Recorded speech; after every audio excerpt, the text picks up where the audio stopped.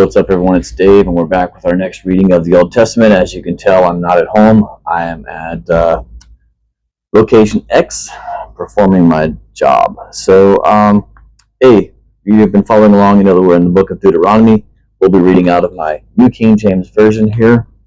Chapter 29 will cover the topic of the covenant renewed in Moab for a total of 29 verses today. So, remember, if you don't have a Bible, you can go to Bible.com and read for free. You can also download a plethora of Bible apps. I use the YouVersion app.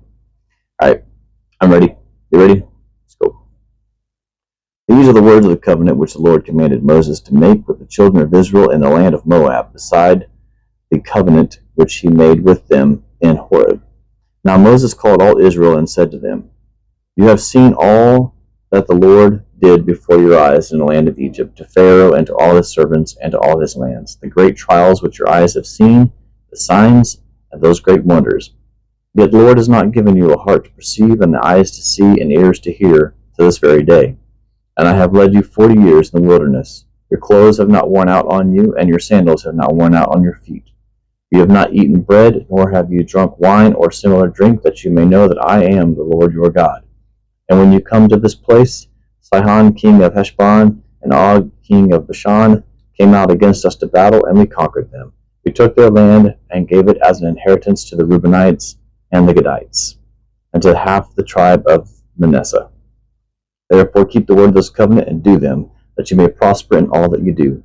All of you stand today before the Lord your God, your leaders and your tribes and your elders and your officers and all the men of Israel, your little ones and your wives, also the stranger who is in your camp, from the one who cuts your wood to the one who draws your water, that you may enter into covenant with the Lord your God and into his oath, which the Lord your God makes with you today, that he may establish you today as a people for himself, and that he may be God to you, just as he has spoken to you, and just as he has sworn to your fathers, to Abraham, Isaac, and Jacob. I make this covenant and this oath not with you alone, but with him who stands here with us today before the Lord our God, as well as with him who is not here with us today. For you know that we dwelt in the land of Egypt, and that we came through nations which you passed by, and you saw their abominations and their idols which were among them, wood and stone and silver and gold, so that there may not be among you man or woman or tribe or family or tribe whose heart turns away today from the Lord our God to go and serve these gods of these nations, and that there may not be among you a root-bearing bitterness or wormwood. And so it may not happen when he hears the words of this curse, and he blesses himself in his heart, saying, I shall have peace, even though I follow the dictates of my heart, as though the drunkard could be included with the sober. The Lord will not spare him, for then the anger of the Lord and his jealousy would burn against that man, and every curse that is written in this book would settle on him, and the Lord would blot out his name from under heaven.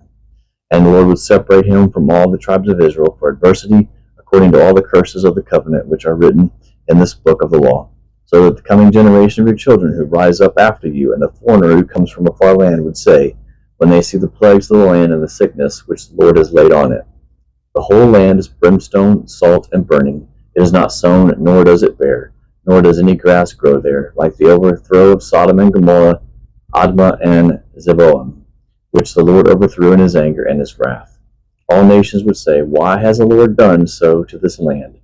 What does the heat of this great anger mean? Then people would say, because they have forsaken the covenant of the Lord God of their fathers, which he made with them when he brought them out of the land of Egypt, for they went and served other gods and worshipped them, gods that they did not know, and that he had not given to them.